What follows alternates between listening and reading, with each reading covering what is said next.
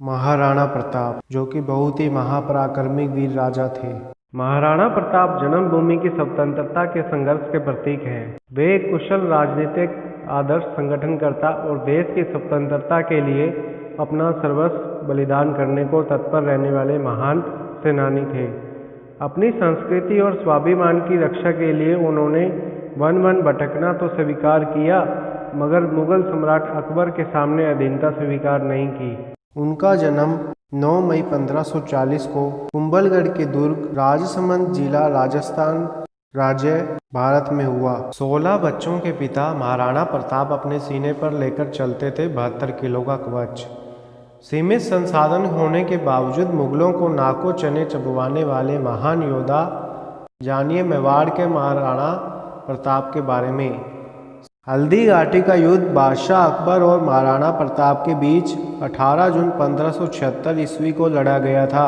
अकबर और महाराणा प्रताप के बीच यह युद्ध महाभारत युद्ध की तरह विनाशकारी सिद्ध हुआ था। ऐसा माना जाता है कि हल्दी घाटी के युद्ध में न तो अकबर जीत सका और न ही राणा हारे।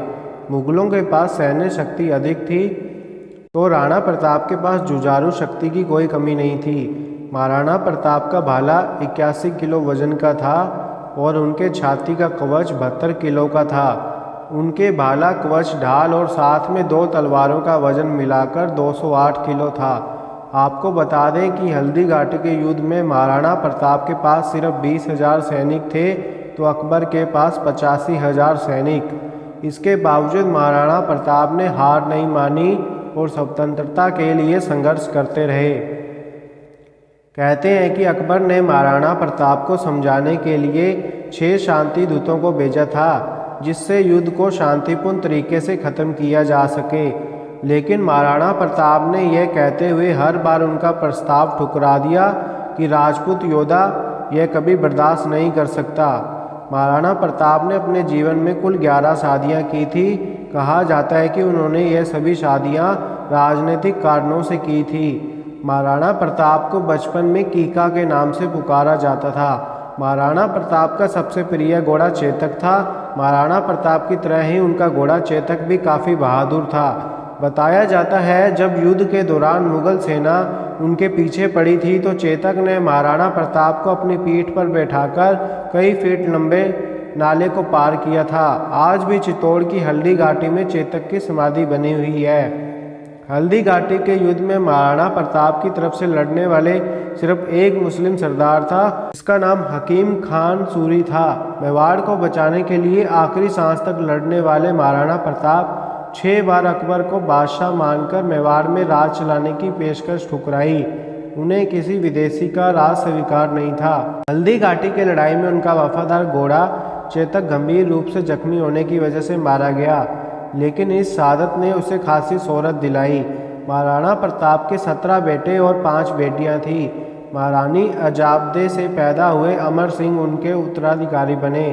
प्रताप का प्रण था कि बापा रावल का वंशज अपने गुरु, भगवान और अपने माता पिता को छोड़कर किसी के आगे शीश नहीं झुकाएगा। प्रताप अपनी सारी जिंदगी अपने दृढ़ संकल्प पर अटल रहे। वे अकबर को बादशाह कहकर संबोधित कर दें, ऐसा असंभव माना जाता था। उनका मानना था कि अकबर एक तुर्क है और हमेशा एक तुर्क ही रहेगा। मुगल पहले हमारे साथ मित्रता का हाथ बढ़ाते हैं, फिर अपनी बुरी दृष्टि हमारे घर की स्त्रियों पर डालते हैं, और यह हम सभी भी जानते हैं कि उनका सोचना बिल्कुल सही है। महाराणा प्रताप ने अपने जीवन में एक भविष्यवाणी की थी जो कि बिल्कुल ही सही हो गई। वो ये था कि हमारा हिंदू धर्म जैसा है वैसा ही रहेगा, हमारा भारतवर्ष देश जैसा है वैसा ही रहेगा, पर एक दिन ऐसा आएगा हमारी इस पवित्र भूमि से मुगलों का नामो निशान मिट जाएगा। स्वतंत्रता की रक्षा के लिए विषम परिस्थितियों में भी प्रताप ने जो संघर्ष किया, उसकी राजकुलों में जन्मे लोगों के साथ तुलना और कल्पना भी नहीं की जा सकती है। मेवाड़ नरेश होते हुए भी महाराणा का अधिकांश जीवन वनों और पर्वतों में भटकते हुए व्यतीत हुआ। अपने अदम्य इच्छा शक्ति, अपूर्व शौर्य और रण कौशल से अत्यंत मेवाड़ को स्वाधीन करने में सफल हुए।